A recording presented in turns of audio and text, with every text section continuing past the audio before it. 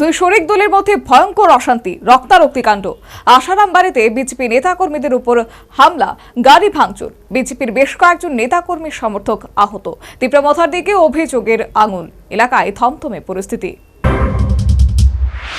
মথা নেতৃত্বের চাপাচাপি রাজনীতির বিস্ফল। এমনকি মথার প্রতিষ্ঠাতা নেতা প্রদ্যুৎ ঘন ঘন সরকার ত্যাগের হুমকির প্রভাব, যে কারণে দুই শরিক বিজেপি এবং মথার শীর্ষ নেতৃত্বের মধ্যে আন্তরিক সখ্যতা থাকলেও নিচুতলার কর্মীদের মধ্যে রাগ বিদ্বেষ মাথা চাড়া দিয়ে উঠেছে বলে রাজনৈতিক বিশেষজ্ঞদের অভিমত, যার কারণে কোয়ের আশারাম বাড়িতে রবিবার ভয়ঙ্কর কাণ্ড ঘটে গেল। স্থানীয় বিজেপি নেতাকর্মী সমর্থকরা এক্ষেত্রে এদিন প্রধানমন্ত্রী মোদীর 124তম মন কি বাত শুনেছিলেন। এর মধ্যে হঠাৎ মথার একাংশ উত্তেজিত কর্মী সমর্থকরা সশস্ত্র অবস্থায় যে বাড়িতে বিজেপির নেতা কর্মী সমর্থকরা প্রধানমন্ত্রীর মন কি বাত শুনছিলেন সে বাড়িতে হামলা চালায়। এই হামলায় কার্যত একতরফা বিজেপি নেতা কর্মী সমর্থকরা মার খেলেন এবং রক্তাক্ত হলেন। এক্ষেত্রে তীব্রমথার কর্মী সমর্থকরা বিজেপি কর্মীদের উপর হামলা, মারধর এবং গাড়ি, স্কুটি, বাইক ব্যাপক ভাঙচুর করেছে বলে নিউজ ভ্যানগার্ডকে ফোনে দেওয়া সাক্ষাৎকারে জানালেন বিজেপির খোয়াই জেলা সাধারণ সম্পাদক সুবীর কুমার দাস। আশারাম বাড়ির মন্ডল সভাপতি উনি ওই মন কি বাতে তকসায়া এডিসি ভিলেজের ফলবাগান যে জায়গায়, ওই জায়গায় উনি গেলেন। তো কার্যক্রম শুরু হয়েছে। এই মত অবস্থায় আপনার ওই শোনা গেছে এরা ত্রিপুরা মাথার, এটাই বলা হয়েছে যে ত্রিপুরা মাথার যারা সমর্থক তারা এখানে ব্যাপক ভাঙচুর, হামলা এখানে সংঘটিত করছে। এই ঘটনার পরিপ্রেক্ষিতে আমরা এই বিষয়ে আমরা আগে কারা কারা এর সাথে যুক্ত আছে এগুলি আমরা আইডেন্টিফাই করতেছি। এই ঘটনায় 7 জন আহত হয়েছেন এবং এদের মধ্যে 2 জনের অবস্থা গুরুতর বলে জানালেন প্রদেশ বিজেপির সাধারণ সম্পাদক বিপিন দেববর্মা।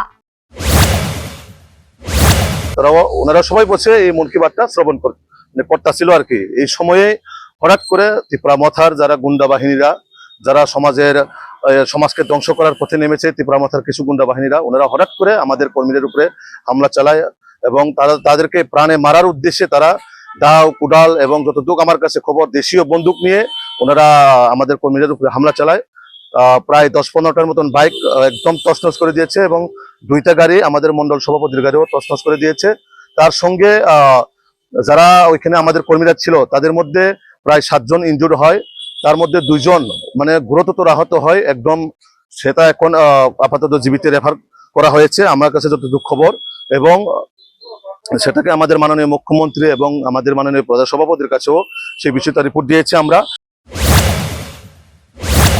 শুধু তাই নয়, এডিসি এলাকায় প্রধানমন্ত্রী মোদীর মন কি বাত কার্যক্রম করা যাবে না, মথার সংশ্লিষ্ট হামলাবাজ সমর্থকরা এই হুঁশিয়ারি দিয়েছে বলেও জানিয়েছেন বিপিন দেববর্মা।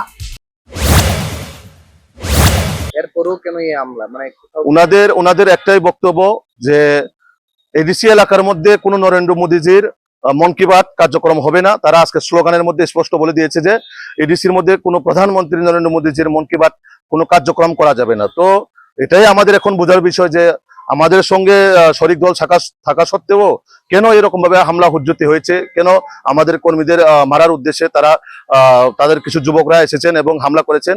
এটা অবশ্যই এটা আলোচনা হবে এবং সেটা আমরা অবশ্যই আমাদের মুখ্যমন্ত্রী এবং আমাদের সভাপতি ওনারা অবশ্যই এই বিষয়টাও আলোচনা করবেন।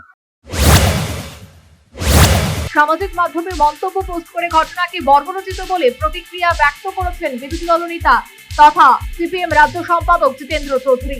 পরবর্তীতে বিজেপির শীর্ষস্থানীয় নেতৃত্বের এক প্রতিনিধি দল ঘটনাস্থলে যায়, খোঁজ খবর নেয়। তবে এই ঘটনায় আশারাম বাড়িতে রাজনৈতিক পরিস্থিতি কিন্তু জটিল। বিশেষজ্ঞদের মতে পাহাড়ে ইদানিং মথার সাংগঠনিক শক্তি ক্ষয়িষ্ণু। পাশাপাশি নির্বাচনের আগে এডিসি এলাকায় বিজেপি স্ট্রিক্ট করে তাদের সাংগঠনিক শক্তি বৃদ্ধি করছে।